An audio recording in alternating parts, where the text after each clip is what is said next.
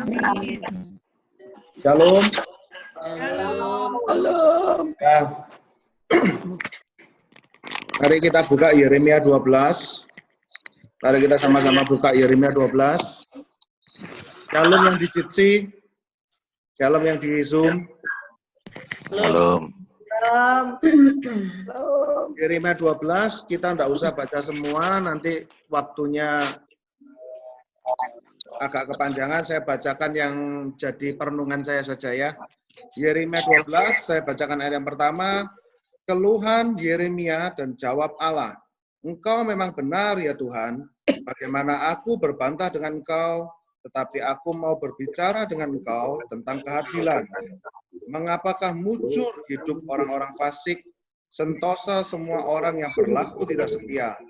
Engkau membuat mereka tumbuh, dan mereka pun berakar. Mereka tumbuh subur dan menghasilkan buah juga. Memang selalu engkau di mulut mereka, tetapi jauh dari hati mereka. Ya Tuhan, engkau mengenal aku. Engkau melihat aku, dan engkau menguji bagaimana hatiku terhadap engkau. Tariklah mereka keluar seperti domba-domba sembelihan, dan khususkanlah mereka untuk hari penyembelihan. Berapa lama lagi negeri ini menjadi kering dan rumput di segenap padang menjadi layu. Karena kejahatan penduduknya, binatang-binatang dan burung habis lenyap. Sebab mereka telah mengira, ia tidak akan melihat tingkah langkah kita.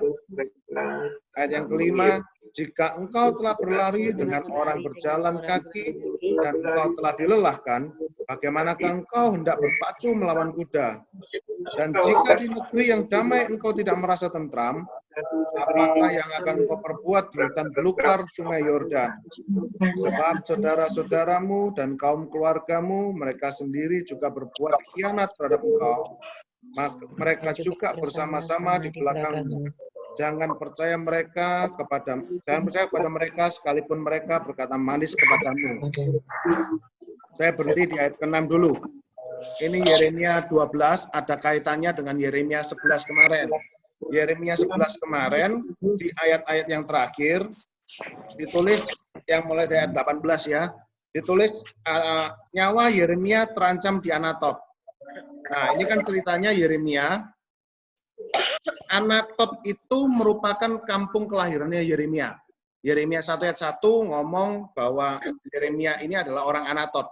Jadi sebetulnya cerita tentang nyawa Yeremia terancam di Anatot itu adalah Yeremia terancam di daerahnya sendiri.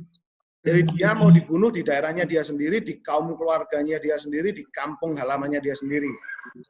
Nah, menarik di sini ketika Yeremia mengeluarkan keluh kesahnya kepada Tuhan, ketika Yeremia bahasa sehari-harinya sambat begitu kan ya. Yang sambatnya begini. Mengapa mujur orang hidup orang-orang fasik? Nah, itu kadang-kadang sering kita juga, saya sendiri merasakan, jadi ini pergumulan saya kira-kira 2 minggu yang lalu. 2 minggu yang lalu itu saya sempat tanya ke beberapa orang, begini, kenapa saya melihat beberapa orang yang hidupnya fasik? Fasik itu apa sih? Fasik itu bagi saya cuma begini, sudah tahu kebenaran firman Tuhan, tapi tidak melakukan. Itu bagi saya fasik. Nah, kenapa orang fasik, saya melihatnya itu hidupnya mujur. Keluarga baik-baik saja, hidupnya sejahtera sentosa, tidak ada penghukuman Tuhan. Itu kan kadang-kadang bikin kita sebel juga kan. Sama kayak di Mazmur 73 juga Asaf juga melakukan mengeluh hal yang sama. Mazmur 73, Asaf juga ngeluh, kelihatannya orang fasik itu hidup senang selama-lamanya. Nah, menarik jawaban Tuhan, apa sih jawaban Tuhan? Seringkali kita juga merasakan seperti itu, dan menarik jawaban Tuhan begini. Ayat yang kelima, coba perhatikan. Jika engkau berlari dengan orang berjalan kaki, dan engkau telah dilelahkan, bagaimana engkau hendak berpacu melawan kuda? Nah, saya mendapatkan sepertinya Tuhan ngomong sama saya begini, jika kamu baru menginjil di kampungmu, terus kamu sudah merasa nggak kuat, Bagaimana kamu mau dipakai Tuhan menginjil di bangsa-bangsa? Lagi, jika kalau di dunia bisnis, jika saingan bisnismu di kota Jombang saja sudah menyusahkan kamu, dan kamu mengeluh, bagaimana Tuhan mau bawa kamu bisnismu di kelas dunia? Lagi, jika pada waktu kamu dibatasi ibadahnya seperti ini saja dan kamu sudah ngeluh dan kamu sudah tidak bisa merasakan Tuhan, bagaimana kalau nanti benar-benar antikristus datang? Ini jawaban Tuhan kepada Yeremia. Ini juga renungan buat kita ya. Saya ulangi ya. Jika kita ini baru menginjil di level kampung, terus kita mendapatkan aniaya, dan kita sudah ngeluh, bagaimana engkau hendak berpacu melawan kuda? Bagaimana hendak kalau Tuhan mau pakai kamu menginjil di bangsa-bangsa? Kalau level kampung aja sudah ngeluh. Nah, kalau kita bekerja, kalau bisnismu di kotamu Jombang saja kamu sudah ngeluh, ada bisnismen tetangga mungkin yang jelekkan kita, mungkin kita di istilahnya begini ya, kalau saya sering dengar keluhan begini, tempat usahaku ini digawe loh sama tonggoku, tempat usahaku ini dikirimi beras merah lah, beras kuning lah, beras apa dan lain sebagainya, dikirimi tanah makam lah, begitu. Dan kamu itu sudah ngeluh, hal-hal seperti itu sudah ngeluh, bagaimana bisnis mau dibawa Tuhan ke levelnya dunia, mau levelnya nasional, mau levelnya internasional. Itu saja sudah jadi keluhan. Kalau kita dibatasi ibadah seperti ini, terus kita sudah ngeluh, sudah geger, dan lain sebagainya, lah bagaimana kalau nanti benar-benar antikristus datang? Coba kita merenung, Tantangan tiap zaman makin lama makin hebat. Hendaknya pundak kita makin lama makin kuat. Kekuatan otot kita yang kita latih. Berdoa kita melatih otot rohani kita. Hal-hal seperti ini masih menurut saya masih oke lah. Kita nggak bisa berkumpul, tapi kita bisa berkumpul lewat Zoom, lewat Meet. Masih ada kekuatan. Kalau besok bener-bener nggak bisa, apa kita bisa kuat? Hari-hari ini penting mesbah keluarga, paling penting sudah. Sebab kalau kita besok nggak bisa ketemu siapa-siapa, keluarga paling dekat kita itu yang menguatkan kita. Amin. Bangun kembali mesbah keluarga. Jangan sampai kalah. Ini masih latihan. Saya sempat ngobrol-ngobrol sama Tante Henok ngomong begini, ini masih latihan. Kalau latihannya begini aja sudah gentar, bagaimana kalau nanti penganiayaan yang lebih besar lagi datang? Tidak kuat pasti. Nah, cuman kan begini, saya sendiri juga pada waktu dapat ayat ini, saya sudah pembelaan. Tapi Tuhan, aku ini sebel loh. Sebel, lihat mereka kok hidupnya enak, ini kadang-kadang ini saya sebel. Orang sudah kelihatan sudah melakukan dosa, orang kelihatan sudah tahu firman, tapi berengkele, hidupnya tetap enak, ini kadang-kadang sebel. Saya yang setengah mati, jaga diri gitu ya, kok nggak seenak mereka. Nah, Tuhan ajar saya bawa di Mazmur 73. Coba kita buka sama-sama. Mazmur 73 ayat 18-19 saja. Mazmur 73 ayat yang ke-18.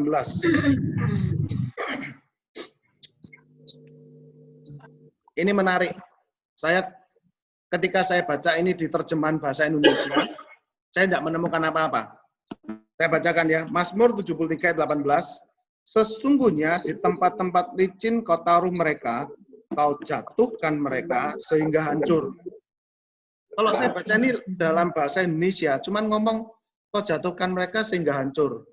Hancur itu seperti apa? Paling mati, selesai. Nah, tapi coba saya bacakan di terjemahan King James ya.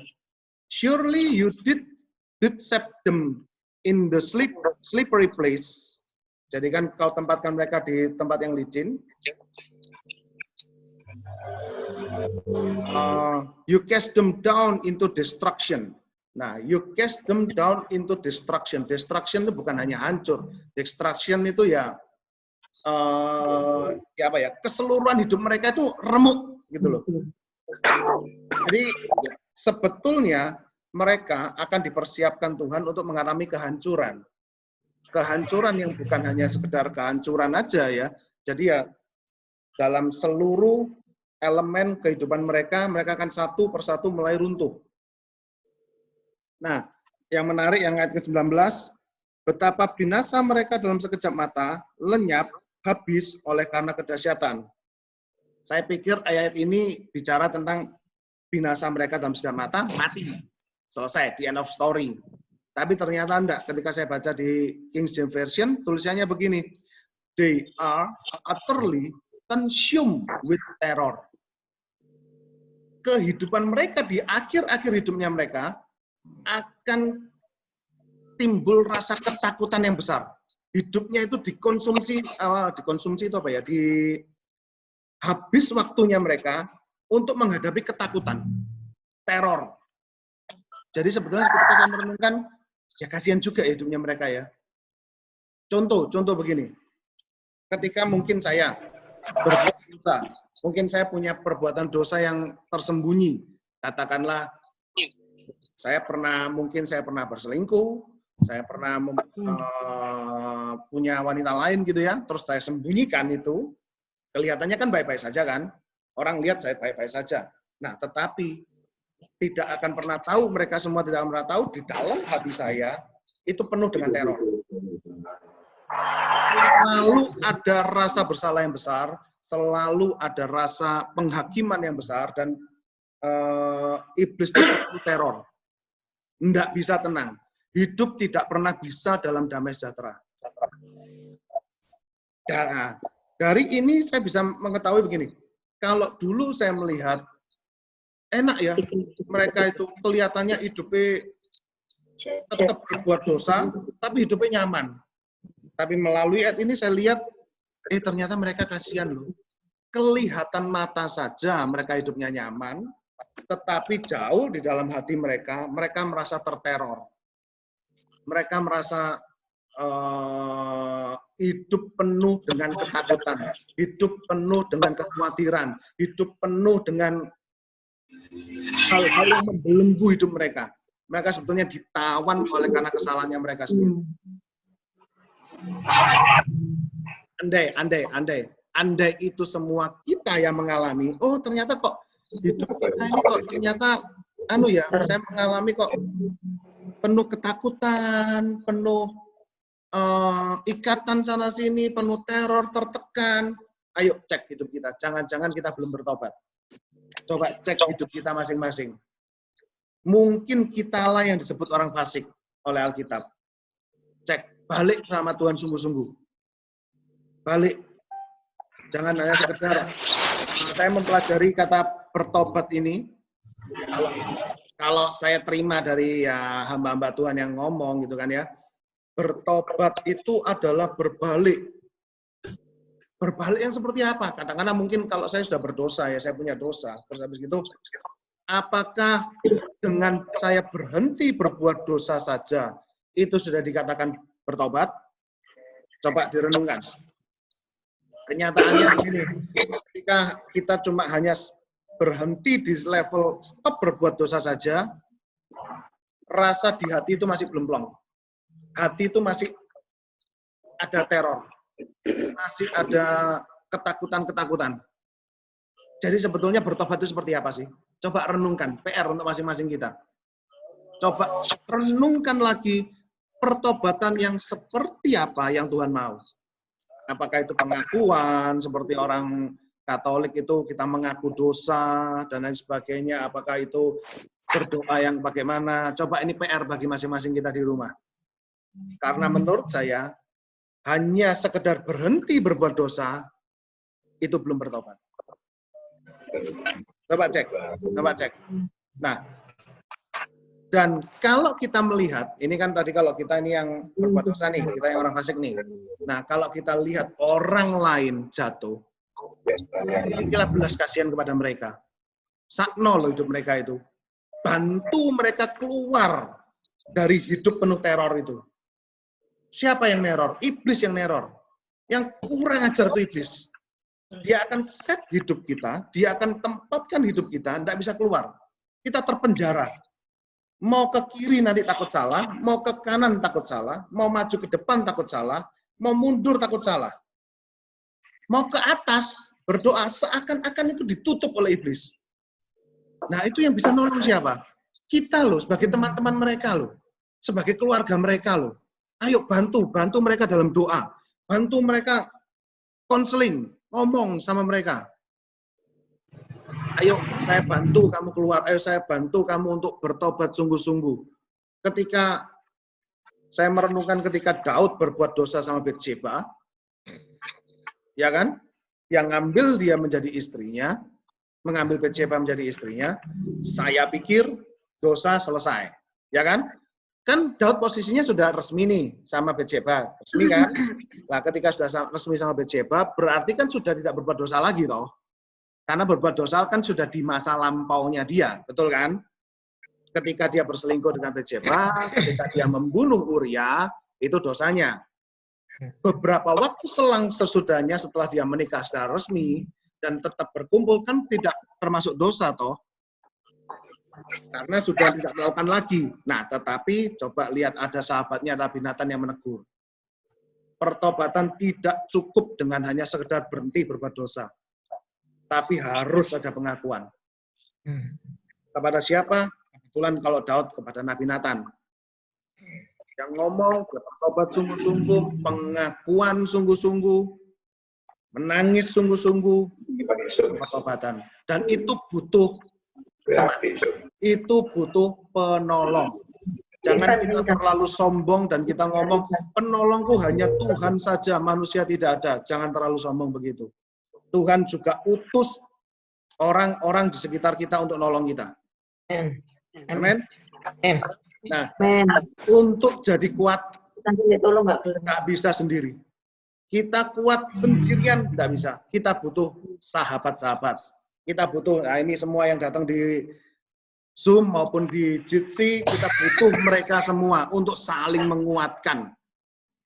Bukankah itu sebuah gereja? Sebuah gereja adalah kumpulan orang-orang percaya yang saling menasehati, saling menguatkan satu sama lain. Kalau elemen itu hilang dari kita, kita cuma datang ke gereja, kita cuma dengar khotbah, dan saling menasehati dan saling menegur itu tidak ada, kita belum bisa dikatakan bergereja. Maka itu nanti setelah selesai pandemik ini, setelah selesai virus corona ini selesai, saya anjurkan setelah pulang gereja, jangan langsung pulang. Ayo cari teman, ayo ngobrol. Praktek. Saling menasihati bagaimana, saling menegur bagaimana, praktek. Ketika kita pulang dari gereja, ketika kita ketemu dengan teman-teman kita, ayo ngobrol, kenal satu sama lain. Mulai kalau kita lihat, biasanya ke gereja mukanya ceria, sekarang pulang gereja kok mukanya suntuk, belajar tanya. Apa yang kita bisa bantu? Gitu kan? Minimal menghibur lah, ngelucu-ngelucu dikit-dikit bikin orang ketawa, it's okay lah. Daripada nggak sama sekali, daripada bahkan sebelum doa berkat sebelum pulang kan gitu. Enggak lah, hari Minggu gunakan waktunya baik-baik. Oke? Siap? Siap. Siap. Tuhan Yesus memberkati, saya kembalikan pada Bu Gembala. Amin. Puji Tuhan. Saya percaya firman Tuhan ini menempa hidup kita sebagai hamba-hamba Tuhan.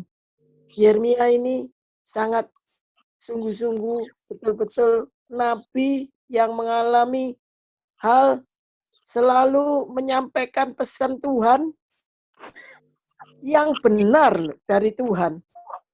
Itu banyak yang nantang. Betul? Saya masih ingat waktu Pak Enoch mulai bertobat. Tuhan ingatkan saya waktu Pak Enoch bertobat. Teman sahabat sahabatnya waktu dia main di band People mengatakan, kamu bertobat sungguhan dah. Loh, kadang-kadang orang bertobat itu masih diragukan sama temannya, sahabatnya, karena tahu kehidupannya sebelumnya. Dia katakan, kamu bertobat sungguhan dah. Tak lihat 3 bulan kamu tetap begini atau kembali kepada yang lama, kehidupan lama. Seringkali tantangan itu kalau kita tidak kuat, pasti punya pikiran. Aku sudah bertobat, masih orang tidak percaya. Buat apa aku bertobat? Aku kembali kehidupan yang lama. Enak masihan. Jangan sampai kita mengatai teman-teman kita. Kalau dia bertobat, mari kita sambut dengan sepenuh hati, kita mendorongnya. Jangan kita punya perkataan yang menjatuhkan. Perkataan yang menjatuhkan negatif itu dari siapa sih? Iblis. Dari iblis. Sebab itu jangan sekali-kali kalau ada orang bertobat, kita mulai ngerasani, mulai bicara, no.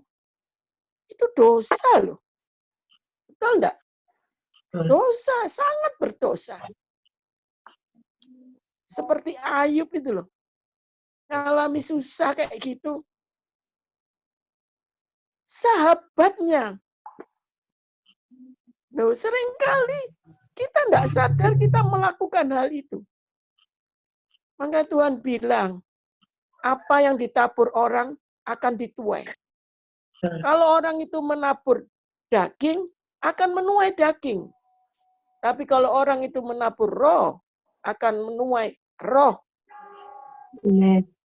Sehingga perkataan itu dikatakan di Amsal, lebih baik diam.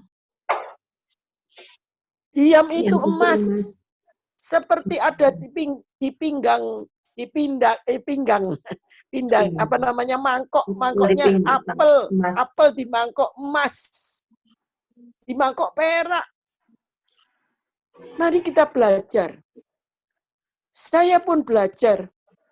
Kadang-kadang di dalam pikiran ini bergejolak. Kalau dikatai orang itu bergejolak. Semua orang pasti bergejolak. Saya waktu sakit itu dibelajar sama Tuhan. Dipelajari, disekolahi sama Tuhan. Apa penyebab penyakitmu kemarin itu? Dikasih tahu sama Tuhan. Kamu awalnya gini. Iya Tuhan. Loh, saya ngaku. Kalau Tuhan ngomong, kita mau nggak ngaku, memang kenyataannya betul. Kamu ada sakit hati, kamu ada mangkel dengan seseorang.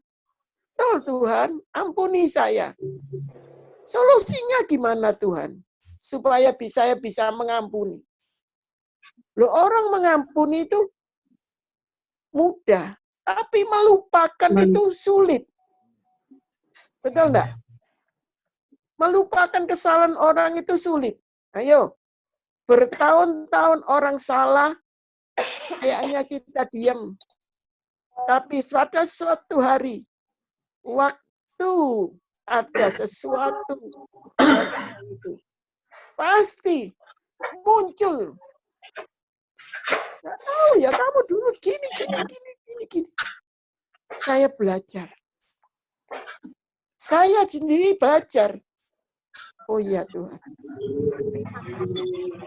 Solusinya apa? Kasihlah musuhmu. Loh, doakan mereka. Berkati mereka. Itu enggak mudah. Tapi mari kita belajar.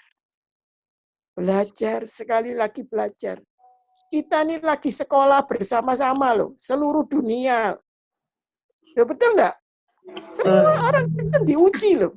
Menghadapi masalah Masalah nomor satu, orang biasanya bete tinggal di rumah. Apa namanya? Bukan bete aja, apa? Boring ya. Boring ya. Suntuk, boring. Ya, ada yang ngomong boring. Bete, tinggal di dalam rumah terus. Ya. Belajar. Nikmati semua dengan ucapan syukur. Tidak gampang. Tapi kalau kita mau, biasa kaki jalan terus, kita suruh duduk diam. Ini loh. Diam juga bukan hanya pikirannya diam. Mulote ya diam. Ojo ngomong sing endak. Betul enggak? Ngomong sing endak itu berarti kan ungkapan isi hatinya karena boring itu tadi. Mari kita belajar. Bertobat sungguh-sungguh. Bertobat itu hati, pikiran, mulut ini ya bertobat. Jangan ngomong sing elek-elek.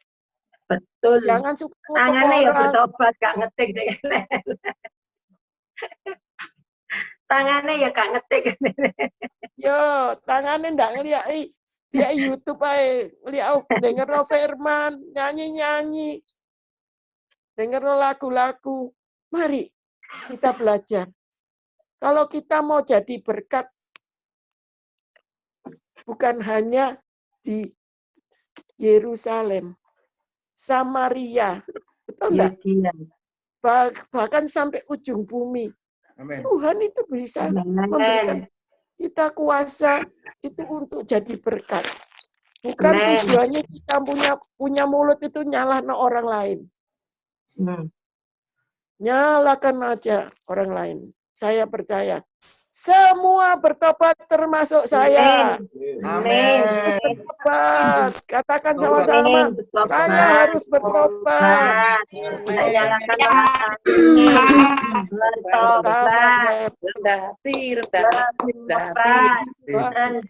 Semua takut sama Tuhan. Ojo kumat maneh. Ojo kumat maneh. Jangan buka lagi ya. Sudah cukup. Saya harus bertobat. Saya harus bertobat. Katakan. Bertobat ojo tomat. Nah, jangan tomat ya. Jangan tomat. Tomatnya buat sambel. Saya percaya dari renungan yang dikatakan. Selanjutnya saya bacakan Yeremia 12 ayat 7.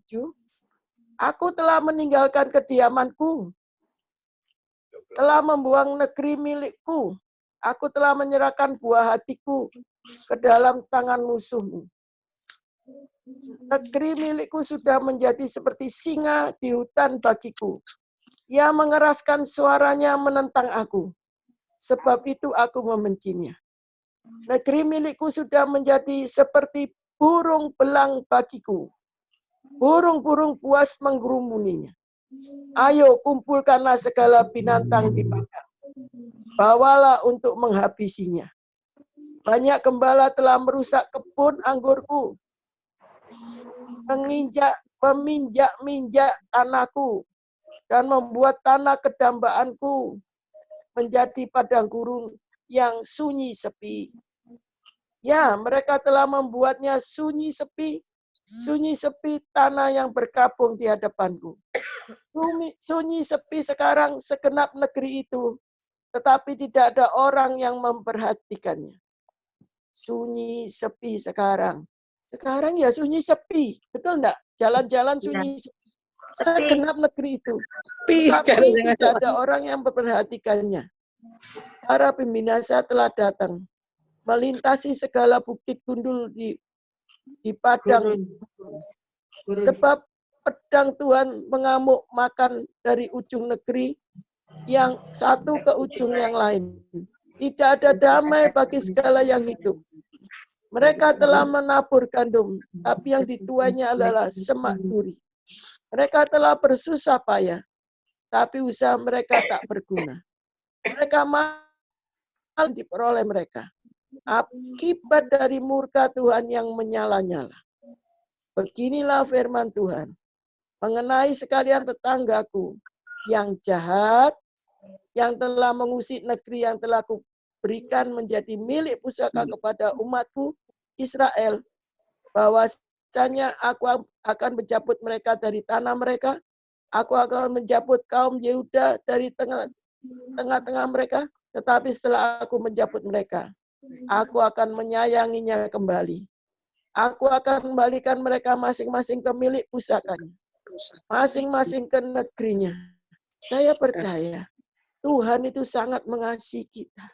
Kadang-kadang kita dihajar seperti ayah, ibu kita pernah dipukul, tapi tujuannya mengembalikan kita, menyayangi kita, untuk kita mendapat milik pusaka masing-masing.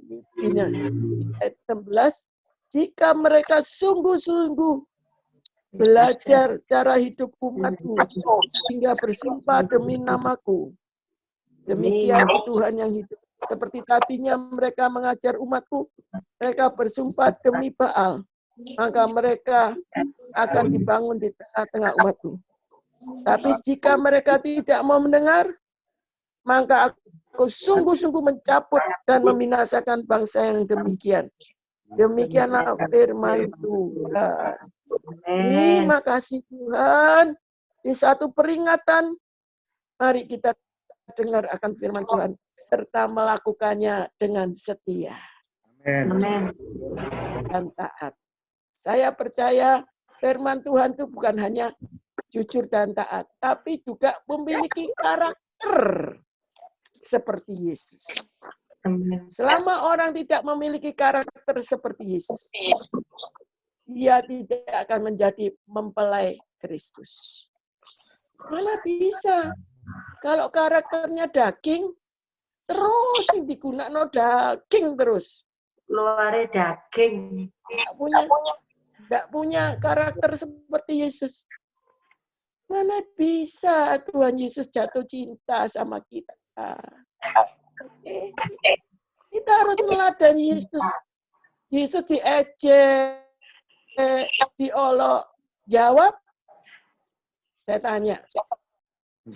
Jawab enggak? Itu loh, karakter Yesus itu loh. Harus kita miliki. Harus kita miliki. Ini sekarang sekolah ini, kita ini lagi diuji dalam api.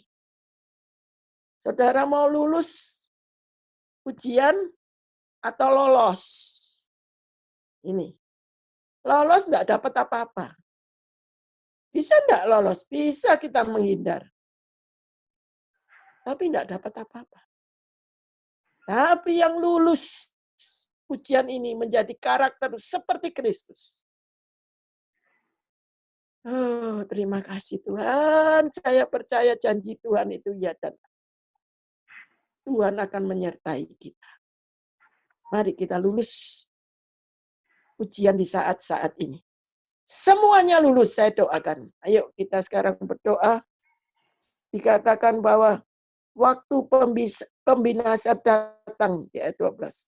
Melintasi segala bukit gundul di padang gurun. Sebab pedang Tuhan mengamuk makan dari ujung negeri yang satu ke ujung yang lain. Saat ini kita merasakan murka Tuhan kepada bangsa-bangsa. Kita hanya bisa mohon belas kasihan Tuhan. Jangan takut orang yang mengandalkan Tuhan. Jangan khawatir. Apa yang kau makan, apa yang kau minum. Karena Bapa di sorga tahu apa yang kau perlukan, apa yang kau butuhkan. Terima kasih Tuhan. Kami belajar duduk diam. Terus mengandalkan Tuhan. Mampukan kami Roh Kudus. Mampukan kami melewati semuanya bersamamu. Karena Tuhan menyertai kami. Lewat air. Lewat sungai. Tuhan menyertai. Tuhan menyertai. Lewat api. Tuhan meluputkan kami, menyertai kami, sehingga kami keluar sebagai pemenang-pemenang. Terima kasih Tuhan. Engkau bentuk hati kami, pikiran kami, karakter kami seperti karakter Kristus.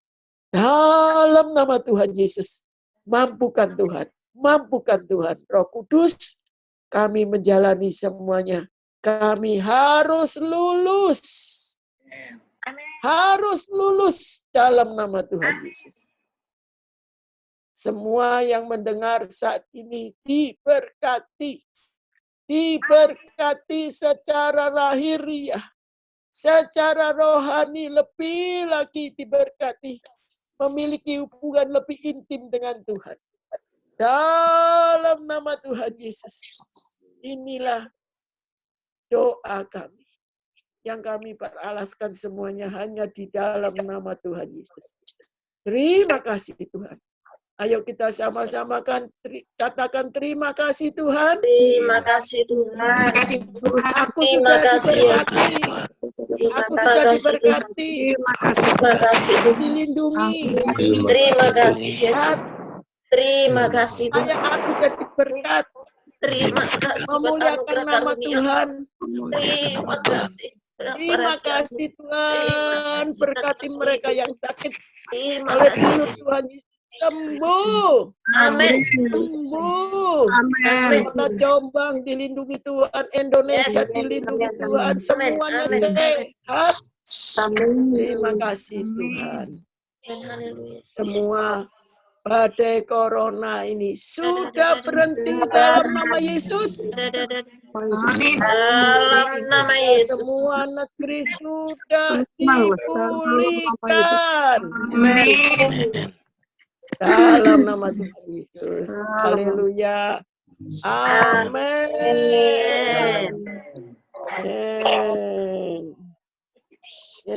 Oh, sharing waktu sharing bisa enggak?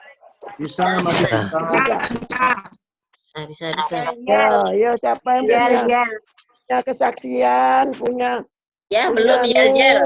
yang membangun. Yel. Yang membangun. Nya belum, Yel. Ya. Dulu. Ya, Bu Sri. Kami semua. Ya sekatan. Ya, sekatan. Iya, sekarang. Perasaan. Perasaan. Mengasihi saudara-saudara. Saudara-saudara. Penyayang. Penyayang. Dan rendah hati. Hati. Yes. Yes. Tuhan memberkati. Tuhan Yesus memberkati. Ya, siapa yang mau sharing? Nanti mau sharing lagi. Halo. Puji Tuhan. Tuhan. Mau Halo. sharing. Besok Halo. bahasa nggak bisa, nggak ngerti caranya. Padat ya, ikat padat. Ayo. Ikat padat. Mau sharing.